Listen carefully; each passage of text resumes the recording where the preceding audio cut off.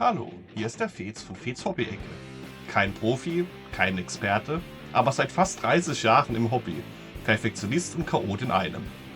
Da ich in letzter Zeit wieder voll Bock auf Geländebau hatte und meine Frau sowieso in den Baumarkt wollte, um nach Gartenzäunen zu schauen, habe ich mir gedacht, das lässt sich doch prima kombinieren, um einfach mal mit einer etwas anderen Sichtweise durch den Baumarkt zu schlendern. Warhammer im Baumarkt? Ist das machbar? Und die geheime Mission startet. Wir haben natürlich keinerlei Drehgenehmigung. Relativ schnell landen die ersten Dinge im Einkaufswagen. Das fand ich ziemlich cool. Maßband als Hosenträger. Ja, es war schon ein bisschen spannend. Hab natürlich keine Leute gefilmt.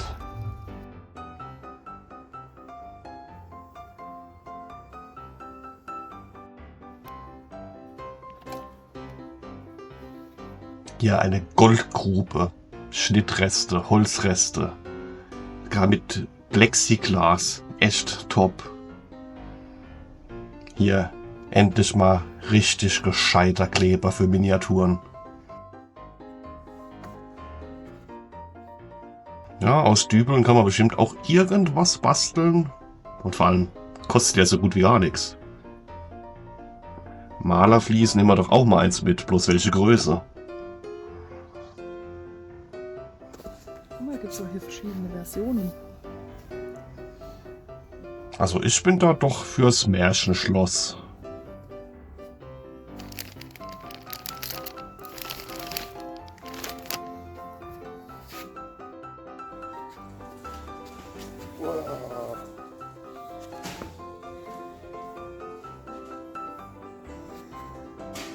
Das ist ein bisschen groß, für die großen Bases dann.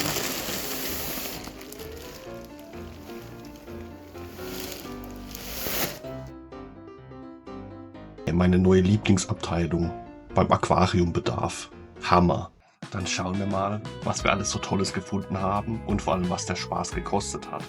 Hier mal grob eingeteilt in 2 Kategorien: Werkzeug links und Bastelmaterial, Verbrauchsmaterial rechts. Anfang macht ein 20er Pack Schwämme, 2,95 €. Füllmaterial. Klassischer Holzleim. Ich habe zwar noch eine große Flasche Express da, aber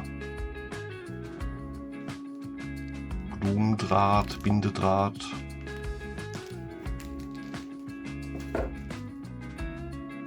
Malerstrukturacryl.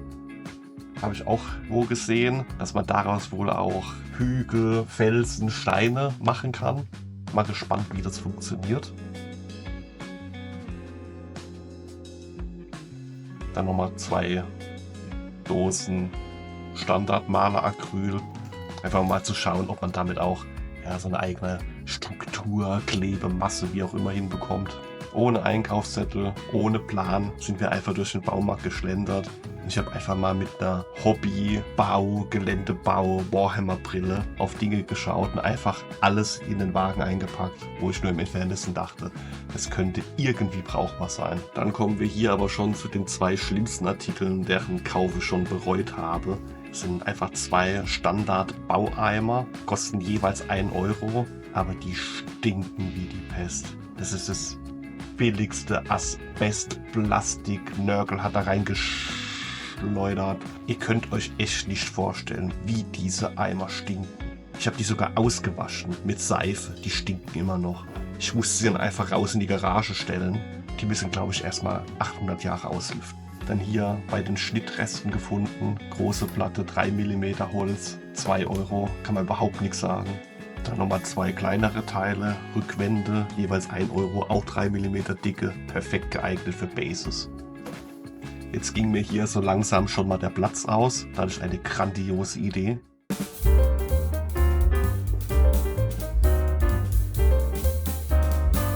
Ich sollte das Playmobil der Kinder echt mal woanders hinpacken. Dann würde ich echt viel Platz gewinnen.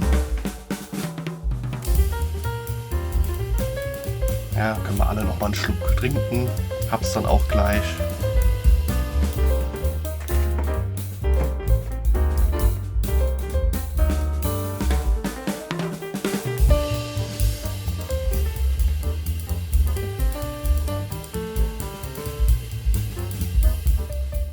So, weiter geht's mit dem Hauptprogramm. Was kommt denn als nächstes? Ein Hammer-Präzisions-Feilenset. 6,50 Euro. Dann die besten Cuttermesser der Welt.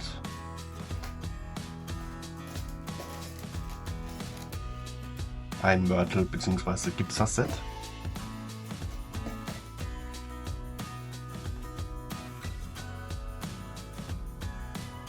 Ein Wasserspritzflaschendingens. Fast 5 Euro das Teil. Hat mich echt überrascht.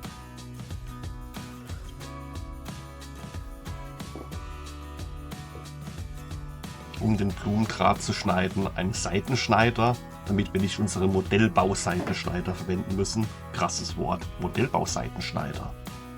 Schleifpapier in verschiedenen Größen oder Stärken.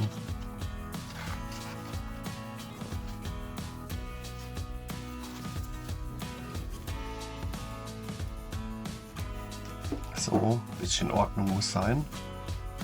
Weiter geht's. Der nächste Überraschungsartikel ist Dübel in verschiedenen Ausfertigungen. Ein einzelner Dübel kostet ja nur wenige Cent. Dann habe ich mir einfach mal von 3 Größen 5x30 mm, 6x30 mm und 6x60 mm jeweils 20 Stück gegönnt. Das waren dann ein paar Euro. Und ich dachte mir, als Zaunpfosten, als Rohre, als Teile von einem Mauerwerk oder was auch immer, da wird sich bestimmt ein Anwendungsfall dafür finden. Dann hier nochmal ein Set Pinsel, wenn wir Bastelleim oder Kleister irgendwo aufbringen wollen. Oder natürlich einfach, um große Flächen zu bearbeiten. Dann haben wir hier eine Holzsäge mit Ersatzsägeblättern. Da ich die grandiose Idee hatte, dass man bei sommerlichen 40 Grad eventuell diese 3 mm dicken Holzplatten ja auch ganz einfach mit einer Handsäge sägen könnte. Ein späteres Video wird zeigen, dass das keine gute Idee war. Dann haben wir hier noch Federklemmen, 4 Stück. Eine kostet jeweils 1,35 Euro. Dann haben wir hier eine Anti-Rutschmatte.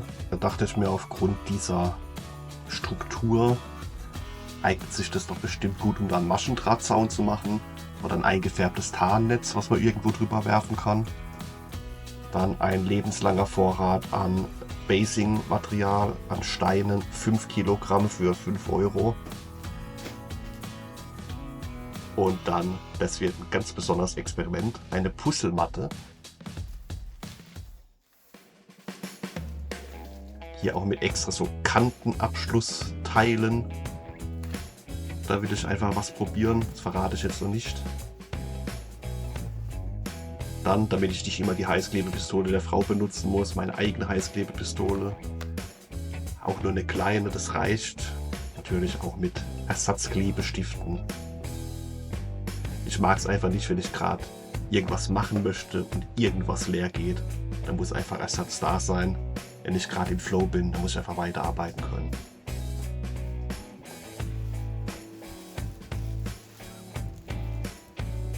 Malervlies, 3,5 Quadratmeter. Auch damit habe ich was Besonderes vor. Kommt auch noch in einem separaten Video. Und dann hier in der Gartenabteilung entdeckt, das ist so Kunstrasen. Kann sich das wohl auch irgendwie an die Wand hängen als Dekoration oder so. Aber das Warhammer Herz sagt natürlich, günstiges Basing-Material. Mal hier zu 2 Varianten mitgenommen. Und da gibt es echt viel schlechter aussehende Basing-Materialien. Also ich finde, die können sich echt sehen lassen. Bin gespannt, wie sie da auf dem Base wirken. Freue ich mich schon drauf. Wird uns vor allem nützlich sein, wenn wir uns an Theodor Seraphon Bases wagen. Ja, und dann sind wir am Schluss bei 60 Euro Werkzeug, fast 90 Euro Bastelmaterial gelandet, also in Summe 145,90. Natürlich schon ein ordentlicher Betrag. Man muss dazu natürlich auch sagen, habe ich vorhin auch schon erwähnt, ich bin da ungeplant in den Baumarkt rein, ohne Einkaufszettel, einfach mal Zeug mitgenommen. Man sieht es hier, von diesen Pinseln hatte ich hier die ganze Schublade schon voll, die haben schon gar nicht mehr reingepasst. Außer manch anderes, eine Holzsäge hat man auch noch irgendwie 3 Stück im Keller rumliegen. Dann habe ich dann hier auch entdeckt, als ich geschaut habe, wo könnte man noch Zeug verstauen. Schon hier gesehen, okay, So Blumendraht in Grün und Silber hatte ich schon mal geholt. Hab schon noch 2 komplett neue Rollen. Aber so ist es halt. Stürzt einen jetzt auch nicht in den finanziellen Ruin. Es hat auf jeden Fall sehr viel Spaß gemacht, einfach mal so zu shoppen im Baumarkt. Und nicht für Bauprojekte in dem Sinne, sondern, ja gut, für Miniaturen-Bauprojekte. War schon eine Gaudi. Wir haben natürlich an dem Tag dann auch noch nach den Gartenzäunen geschaut. Das war dann weniger spannend, deswegen habe ich es hier auch nicht gefilmt. Obwohl meine Frau den Teil mit den Gartenzäunen vermutlich spannender empfand. Und dann habe ich mir gedacht, oh, diese Dinger kann man doch auch hier dekorativ hinhängen. Und außerdem habe ich schon immer so einen eigenen kleinen Modellbaugarten. Kann ich dann immer was abschnippeln, wenn ich was brauche. War schon cool. Der Tag hat auf jeden Fall Spaß gemacht. Es hat auch Spaß gemacht, das mit euch jetzt alles nochmal zu durchforsten, was denn alles so bei dem Einkauf dabei war. Ich werde zu den einzelnen Dingen auch noch weitere Videos machen. Ich werde einige Experimente durchführen, mal schauen. Und da wird sich bestimmt auch das eine oder andere dann einfach auch als Fehlkauf erweisen. Dinge werden nicht funktionieren, aber das ist ja auch das Spannende am Hobby. Man kann einfach mal drauf loswerkeln und da freue ich mich schon besonders drauf. Ich bedanke mich bei euch fürs Zuschauen. Abonniert gerne den Kanal, lasst mir ein Like da und bis zum nächsten Mal.